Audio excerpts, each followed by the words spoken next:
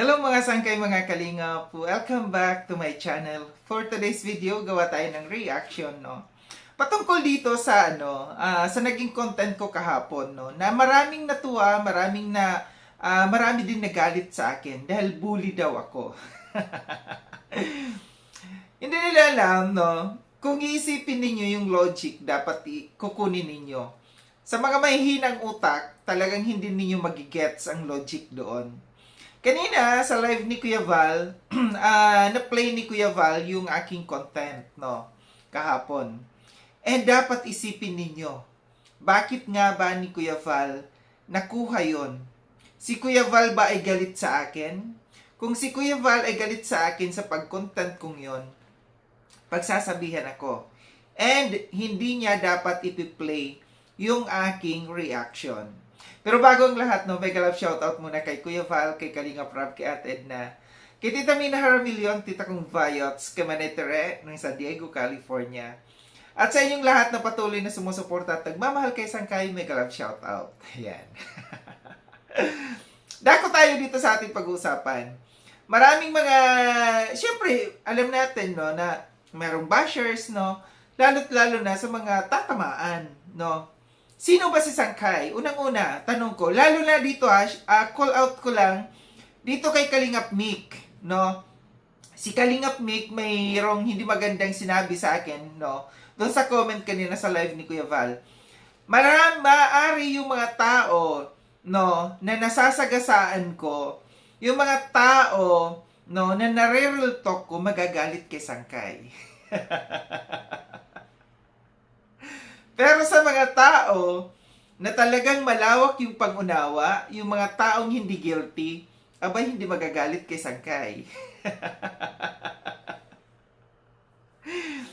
Sino si Sangkay? Si Sangkay isang presidente ng Watchers, no? And may karapatan ako pumuna sa mga dapat na punain. Kung sinasabi ninyo na si Sangkay ay bully, yes, bully ako sa mga taong dapat i-bully. 'Di ba? Yung sinasabi ko, no, na yung 5 kilong bigas, dahil nga sa mga hindi nagcha-charity, no, na mga kasamahan, ng mga Kalingap watchers dito, ay ng mga Kalingap partners dito. Yung sinabi ko na 5 kilong bigas, ipaikot na lang ninyo. Kung iisipin ninyo, no, yun ay isang wake-up call sa inyo. Maaaring sabihin ninyong bully yun, na sinabi ko. Pero in reality, no, yung sinabi ko, dapat seryosohin ninyo. Ops, ganito na pala. Napupuna na pala tayo ni Sangkay. Napupuna tayo ng mga reactors. Bakit hindi na tayo gumalaw-galaw? No? Dahil ang mga taong hindi gumagalaw-galaw, baka pumanaw.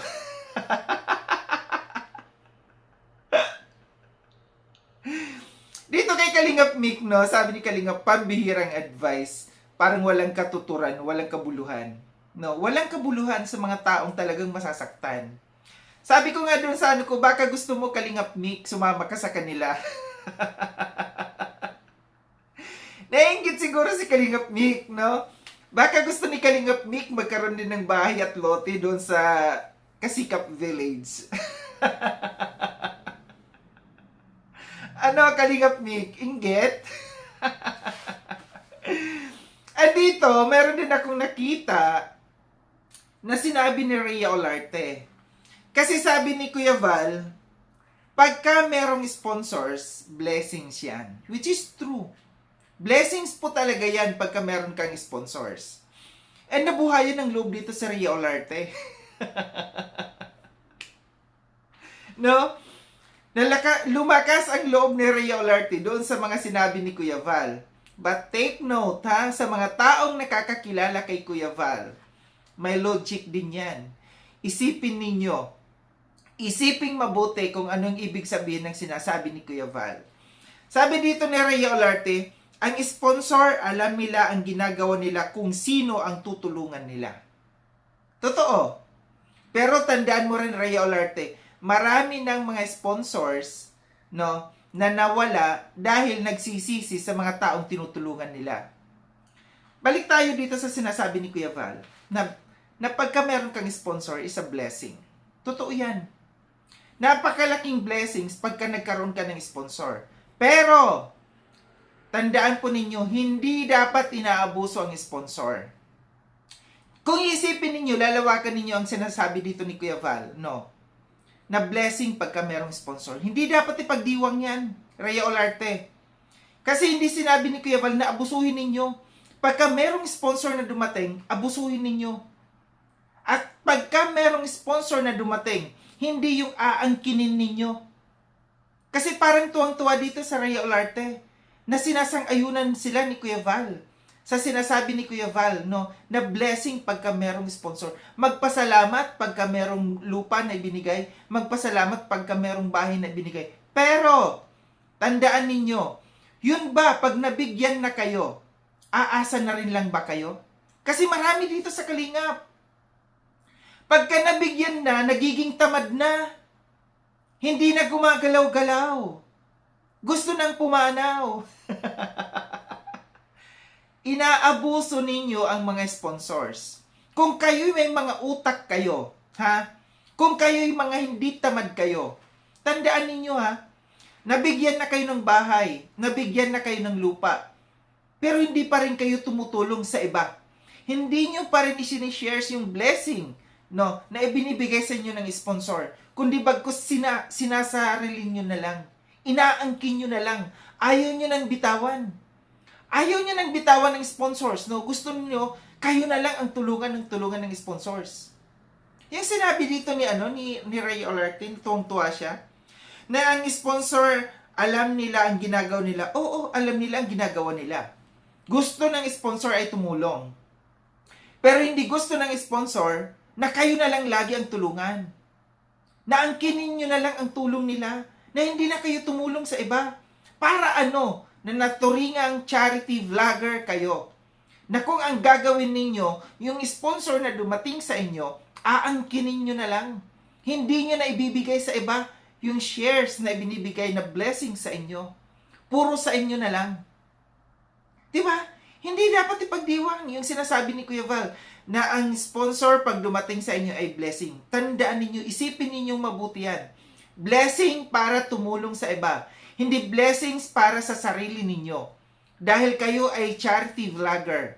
Naging vlogger kayo, pumasok kayo bilang isang charity vlogger para magpalaganap, para tumulong sa mga taong nangangailangan.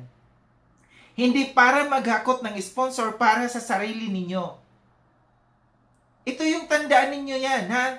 Hindi dapat ipagdiwang yung sinasabi ni Kuya Val dahil parang nakikita ko sa mga comments doon ni Rhea Olarte, tuwang-tuwa siya. Sa mga taong tamad, yes, matutuwa kayo sa sinabi ni Kuya Val. Pero kung isipin ninyong mabuti, no, kung nanamnamin ninyo yung mga sinasabi ni Kuya Val, nakakahiya para sa sarili ninyo. Di ba? Para ano? Na nagkaroon kayo ng sponsor. Para lang ba sa sarili ninyo? Totoo naman yung sabi ni Kuya Val, blessings yan. Pag nabigyan na kayo ng bahay, nabigyan kayo ng lupa, blessings, napakalaking blessings talaga yan. Pero, ibigay nyo rin, pagkatapos na, tapos na kayong mabigyan, or di kaya, pag nabigyan kayo ng ito'y para doon sa bahay ninyo, magtabi kayo ng kapiraso para makita ng sponsor, uy, hindi lang pala para sa bahay nila, hindi lang pala para sa lupa nila ang aking naibigay, kundi nagbigay din sila sa iba. Di ba? Ganun lang kasimple. Mag-share din kayo, hindi yung puro sa inyo. Kasi ang sponsors, no, pinaghihirapan din nila yung pera nila na yan. Hindi lang sila nakakapagsalita dahil nahihiya.